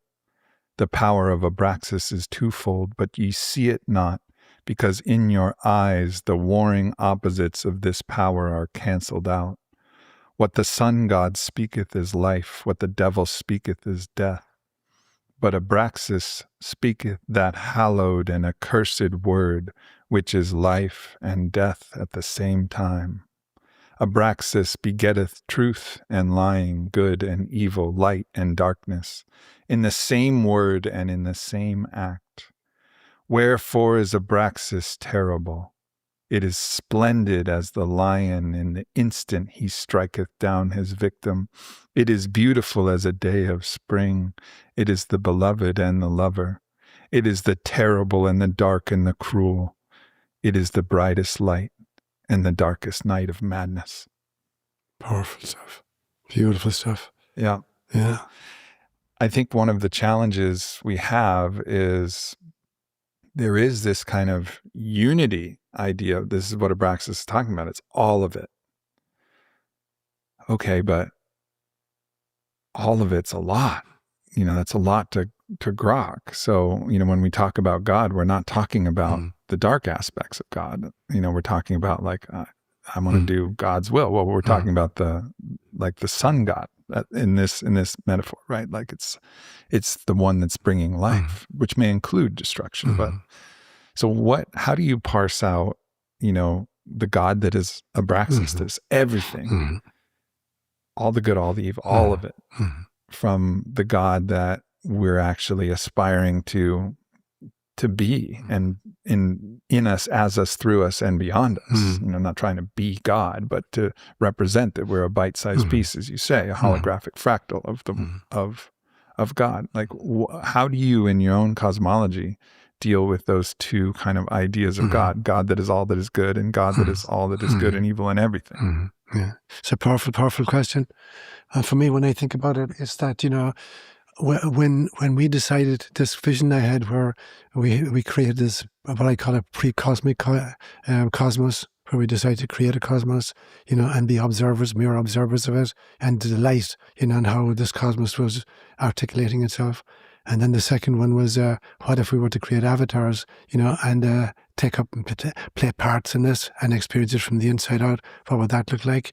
And at that stage then, there was the gift of free will. What if you can do whatever you want, as an avatar in the system? Initially, the system was so devised or programmed or set up that it was actually perfect in all its orientations. Everything worked perfectly like a great clock. There was no problems. It just kept ticking over, and it was delightful to watch it, galaxies forming and stars being birthed. But once you introduce, participation in it, and you add to that the gift of free will, which means faced with any situation, you make any choice you want. And there are kind of indications. If you make good choices, here are the results. If you make selfish choices, here are the results. That you're totally free to do whatever you want. And so I differentiate then between freedom and free will. That freedom is the ability to do as pleases God, and free will is the ability to do as pleases the ego. And so they're very, very, very different. So for me, the only free person is the person who's choosing the good, who's choosing compassion and love on a regular basis. Otherwise, we're enthralled to, proclivities of various kinds because of the space which we inhabit. And so in some senses, everything that emerges is acceptable, and therefore it's of God, including decisions to murder or to rape or to kill or to child traffic in some sense. So that's what you want to experiment with, see where it takes you. And does it bring happiness, to the individual doing it? Does it bring happiness to the community that lost a child? Does it bring happiness to the culture or whatever? What are the results of it? And that is basically, it's the ultimate form of research where the outcomes and the fruit demonstrate the quality of the tree. But there's no intervention whatsoever. God is not saying, oh, no, you can't do that. I'm not allowing that. That's a bridge too far. But that in some senses, we're stuck in the illusion of time. We think that there's a past, a present, and a future. I don't believe there are any, that there's only the eternal now. I remember when I was studying physics in college, the professor gave us this conundrum. He said, there's a big locomotive, 100-ton, a 100-ton locomotive barreling along a track, going from east to west at 80 miles an hour. And going from west to east is a mosquito going at 2 miles an hour. And they crash. Now in mathematics, you can't go in this direction and reverse yourself without temporarily coming to a complete stop. You can't go from a positive speed east to west and then reverse yourself going west to east without coming instantaneously to a stop. So presumably the stop happened when he hit the mosquito hit the train. Now, if the mosquito stopped when it hit the train must have stopped when it hit the mosquito. Because there must have been a moment where there was no movement whatsoever, the moment of impact. And therefore, the train meeting a whole bunch of mosquitoes is just jumping along in increments. Now, there's a solution to that, obviously, is the kind of conservation of momentum, but it got us thinking. And what I took from it, in some senses, there's this splink of time between the past and the future, between going from east to west and going from west to east, when there's just a total now. And we live totally just in those moments, and then we string them together, and we create the notion of time, a past, a present, and a future. And basically, it's our effort to try to deal with the notion of change or evolution. There'd be no need for time, if we weren't trying to measure change or evolution. So we've devised this thing to try to measure evolution and change and growth, and we call it time. But there isn't. There's not a past and there's not a future. There's only the eternal now, in which all possibilities are resident, and there are then parallel versions of what's happening in this instant of time. And depending on any configuration of choices we're making, you're going to get what looks like dark, and you're going to look like what will look like light. But they're all just experimenting with the now to see what really brings compassion and love into the equation, and what kind of sets people at variance with each other. So the ability to inhabit the instant when the mosquito hit the locomotive, if you can find that space and stay there, you're in a good space. Yeah. I mean, it's so many things are a paradox, right? Because there is a timeline, a storyline. That's the line quality. It's moving forward. And then there's the wheel. And the wheel is like the substrate of God, Abraxas, source itself. And that substrate is timeless. And the now is the sequencing, as you're saying, of all of these timeless moments into a storyline and a timeline, and both are true, which is a paradox. And I think these thought experiments are really valuable. I'll tell you the one that got me. Here was the one that got me. You have an arrow flying towards a target. I love archery. I have a traditional recurve bow. I shoot it all the time. Wow. It's a great practice for me. And so the thought experiment was given, okay, so if you divide the amount of time, half the distance to the target, and then you divide that amount of time, half the distance from there to the target, and then half the distance from there to the target, how much time is that? And then half the distance from there. There's always half the distance, and there's always half the time. Mm-hmm. So if there's always a little bit of time left in the half, then the arrow never hits the target. Yeah. And I was like, oh man, how do I work myself through that? And I think it ultimately leads you to this understanding of actually infinity. Yes. And Rebbe Gafni, he says, infinity is not a whole bunch of time. Yeah. It's not like, that's what we think. It's like, oh yeah, infinity. It's like a ton of time. No. It's timeless. Like Absolutely. There is, and that's the underpinning. Yeah. That's the substrate, and that's love. Yeah, totally. Or God. That's beautiful. Or whatever's underneath it. There's another very famous version of your archery, a kind of image, and it was a kind of two medieval theologians arguing with each other, and one guy saying exactly that. If I have to walk to the door, I have to walk halfway there first, and then halfway over the remaining distance, and half of that, and half of that. So there's an infinite of pieces still to be walked, so I never actually get there. And the guy responded, and he says, veritas ambulandi. The truth is in the walking. Watch me. And he walks to the door. Yeah. And then when you get a paradox like that, the way to resolve the paradox is to laugh. Absolutely. Absolutely. And that's, I think, what the mystics have always done is they're able to embrace the paradox and hold it with laughter. Yeah. So at the same time as I've experienced the divine, there's just like the great pain and anguish. It's Yeshua on the stations of the cross. God, why have you forsaken me? Exactly. Like what? And which I felt, in my own experience as, what have we done? It wasn't like a personalized. This was just my own experience of feeling that energy. It was Yeshua crying out, like, what have we done? God, what have we done? Exactly. Like we've created these instruments of torture, and what have we done? That's beautiful. And then there's the other part that's just infinite laughter. Like, oh my God, look at this. And I think that's where comedians play such an essential role in our world, is they bring us into that state of laughter where if you're in a state of laughter, everything makes sense. Only when you're really laughing. That's when things make sense. But you can have both the deep anguish of all of the suffering, and then the laughter of just the madness of it all, and the beauty, and all of it put together. Beautiful. That's beautiful. Yeah. I love it. Well, I want to move, so I want to just kind of maybe heartstorm here together, and so we'll finish with you reading your piece. Anything else that you're thinking? I mean, it's amazing to me that I am meeting so many light workers in the last year or two. Having been, I'd be 80 years old in October. I worked as a missionary. I worked in the Catholic Diocese of Nakuru in Kenya. I worked in the Diocese of San Jose here in California. I was a spiritual director for 28 years of Companions on the Journey. But I'm finding that for the last 2 or 3 years, it's like I'm managing to meet so many light workers in a way I have never done before. You being among them. But other kind of podcasts I've done, people who've invited me to share with them. So much so that I resigned from Companions on the Journey in September.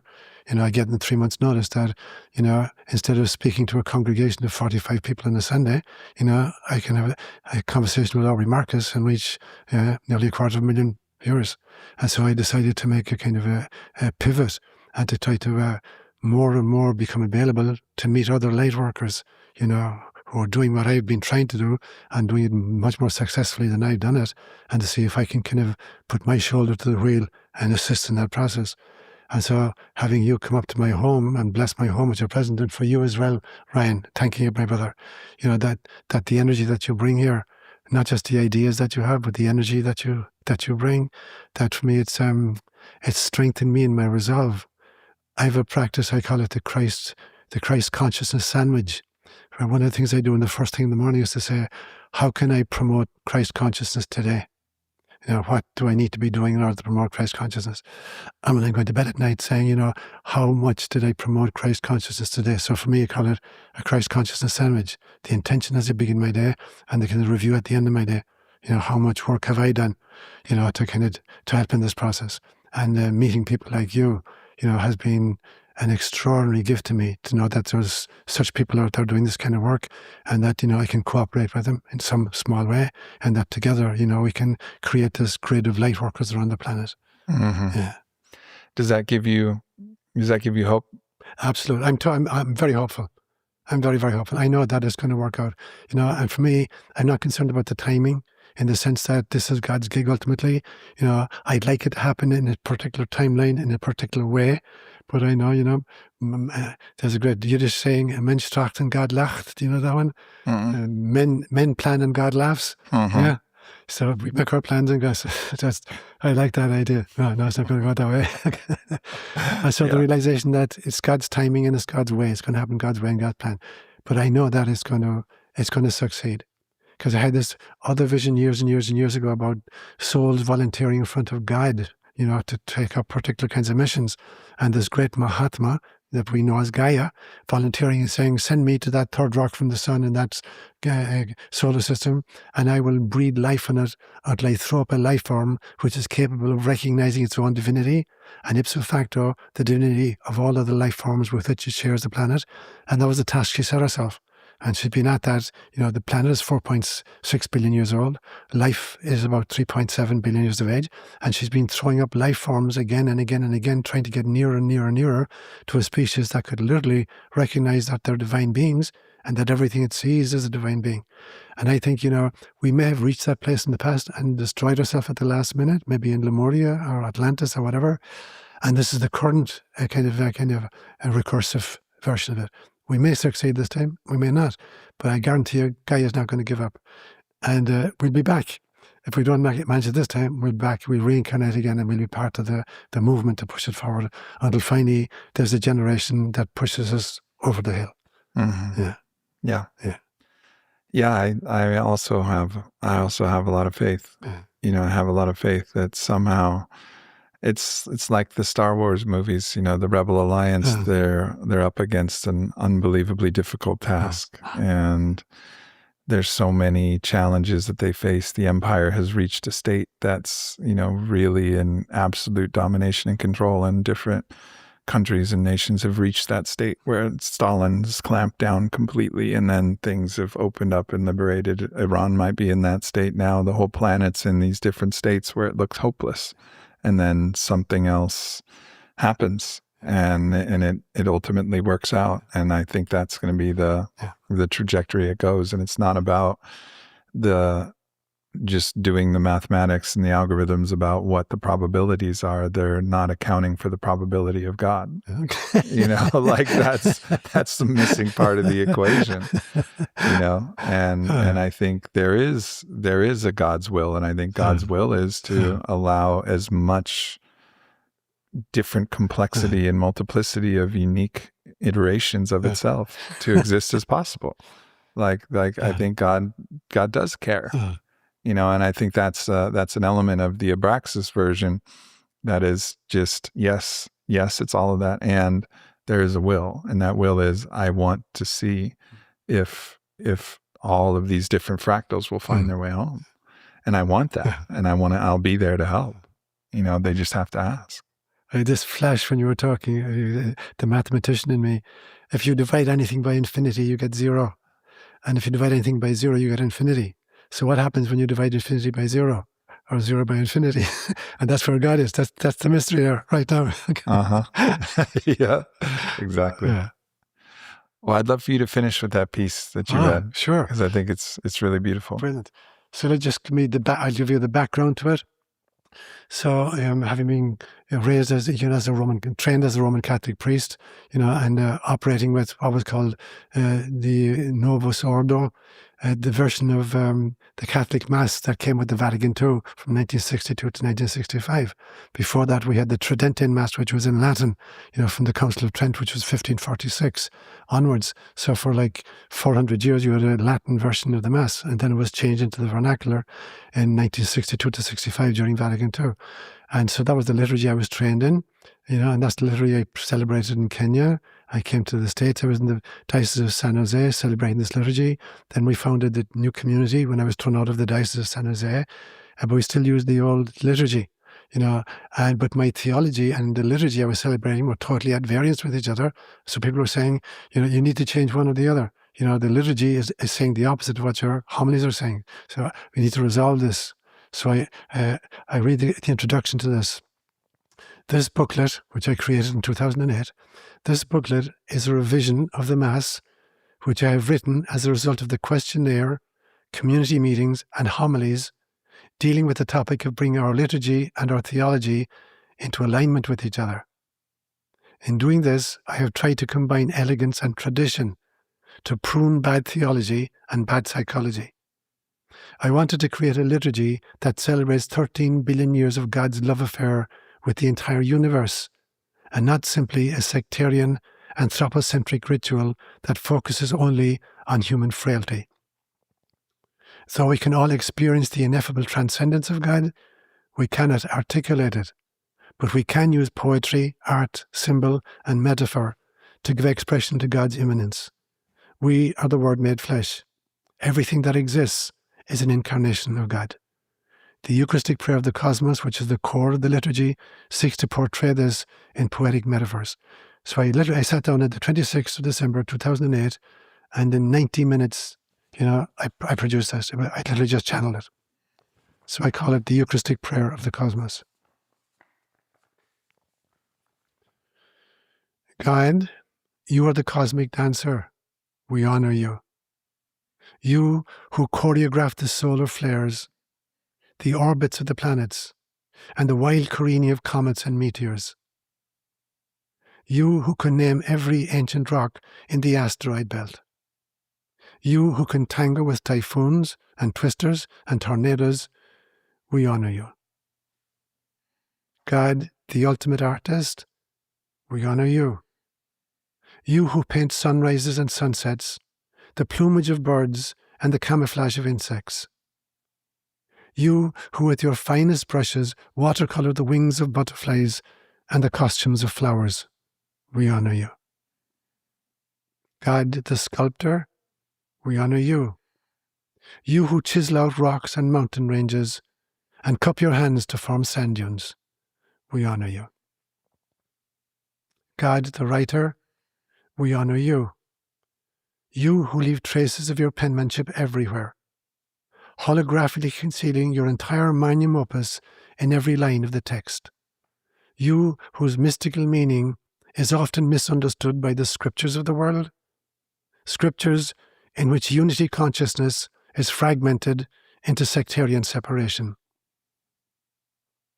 You who secreted in the winking of a distant star the Rosetta Stone which would allow us to translate every experience into a Christ consciousness moment of Eureka, we honor you. God, the musician, we honor you. You who make flutes of the willows by the lakeside and of the reeds on the riverbank. You whose bass baritone reverberates in the thunder and whose soprano trills in the morning music of the blackbird. You who drum ecstatically with your raindrops on the sun-parched plains. And you who hold all of these sounds in the silence of a star-studded night sky. We honor you. God, the mathematician, we honor you. You who love to play with binary codes, with base 4 and 6 and 8, with rational numbers and with irrational numbers, with real numbers and with imaginary numbers. You who from nothing created the one, and from the one created the partnership of the two, and from the two created the many, and then from the many collapsed all mystically back to the one, which vanishes into the womb of nothingness, awaiting rebirth. We honor you. God, the physicist, we honor you. Quantum leaping from the impossible to the possible, from the improbable to the probable, and from the potential to the actual. We honor you. God, the biologist, we honor you. You who whirl ecstatically around your own image in the double helix of life-making. We honor you. God, the architect, we honor you. You who silently whisper the secrets of home building in the hearts of weaver birds and ants, in the hearts of spiders and mice, in the sacred geometry of the temple makers, and in the wombs of mammal mothers. We honor you. God, the awakener, we honor you. You who patiently call forth more and more complete images of yourself, until a species is born that remembers fully. You who send avatars into every age to nudge religion towards spirituality and to move us from mere belief in gods to experiences of the God within and the God among us. You who are the sender of Siddhartha and the commissioner of the Christ. You who continue to send countless others to awaken us from illusion. You who are the gentle mother, watching while the great crises of our times are understood for what they really are. Great opportunities for seeing beyond the separation into the oneness of isness, our origin, our mission, and our home. We honor you. Are you a creator, God? You are. Do you design things intelligently? You do. Is it by evolution? It is. And so, since infinity is contained in a single grain of sand, we choose bread, and we choose the blood of the vine, symbols offered us by the avatar, the God-man Jesus. And with altered vision, we see back into his lifetime as a carpenter mystic, to the mystical core of his message, and beyond that, into the purpose of his coming. Even at the greatest crisis time of that incarnation, on the night before he was cruelly killed, even then, he could reach into the core of his own being, and using the food of his last meal with his friends, say, "Take this, all of you, and eat it. This is my body. The body which I accepted at my incarnation. The body that I needed for my mission. The body which is the visible sign of the Word made flesh. And you also have done the same. Remember that." Then, reaching for the cup, he told them, "Take this too, all of you who would aspire to Christ consciousness, for this is the cup of my blood. It binds us together, since we all share the blood of being human. Truly, we are blood brothers and sisters. So it is a covenant between us. It is the final covenant, a covenant to dissolve the illusions of separation. A covenant that opens your eyes to the realization that we are not separate from God, that we are not separate from each other, and that we are not separate from nature. This remembering will take away the sin of living in a state of separation. Whenever you celebrate this ritual, remember that. God, you are the ocean, bathing in the waters of your own awareness. We are the fish, agreeing that we can feel the wetness, but demanding proof that the ocean exists. Help us to awaken. God, you are the lamb, gambolling ecstatically in the meadow of your own mindfulness. We are the sheep, peering jadedly through a prison pen of our own making. Help us to awaken. God, you are the forest, a miracle of ecological cooperation. You are the oak tree in the forest, a miracle of individual might. You are a single leaf on the oak tree, a miracle of intricate skin stretching. You are a cell within that leaf, a reminder of how life was 4 billion years ago. You are an atom within that cell, a reminder of how life was 13 billion years ago. You are the energy within that atom, juggling a multitude of microcosms, each one a hologram of the universe of Hubble. Help us to awaken. God, you are the hound of heaven, following us down the years and down the days. You are the tiger, prowling patiently in the garden of your delights, and we, the prey who fearfully hide from the deadly embrace of being consumed by the mystery. Help us to awaken. And so we acknowledge all of our relations. We acknowledge the stone people, the first children of the rock we call Earth. We acknowledge the plant people, whose intelligence invented photosynthesis and earth life. We acknowledge the winged people, soaring in the vault of the sky, singing and searching. We acknowledge the finid people, silently visiting the depths of the water world. We acknowledge the four-legged people who found the forests and the plains, the wilderness and the desert, and learned to be at peace in all those places. We acknowledge the six-legged and the eight-legged, the most ubiquitous of us all, investigating and inhabiting Gaia like nobody before or since. We acknowledge the 100-legged and the 1,000-legged, the lowly ones taking forever to go nowhere, because nowhere is where the present moment always is. Help us to awaken. And we acknowledge the two-legged ones, the human family which you joined through incarnation. We are one family, but we are the twin energies of our race, the feminine and the masculine, which are the two facets of your immanence. We are the intrepid seekers who started in Africa and then discovered Asia and Europe, America and Australia, the Arctic and the Antarctic. And everywhere we travelled, we found your footprints. We are black and yellow. We are brown and white and red. We are the hues on the palette of your artworking. We have learned to speak 7,000 languages, each one of which can sing of your wonders. Help us to awaken.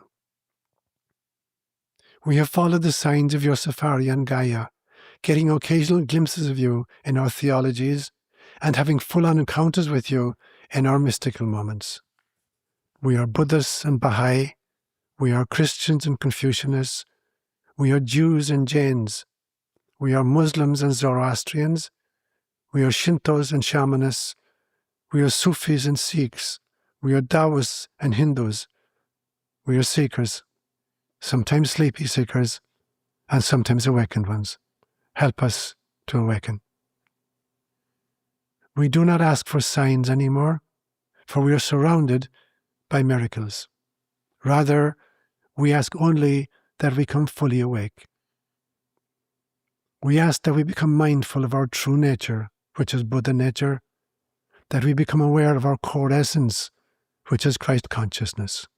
Help us to awaken. Through this realization, under the guidance of the Holy Spirit, we offer you honor and glory forever and ever. Amen.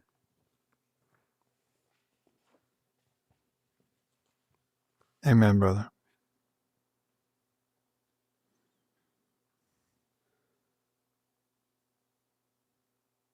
As our friend Charles Eisenstein says, the rehearsal is over. It's time to wake up. This is the real thing. It's the real thing now. Thank you for everything that you do.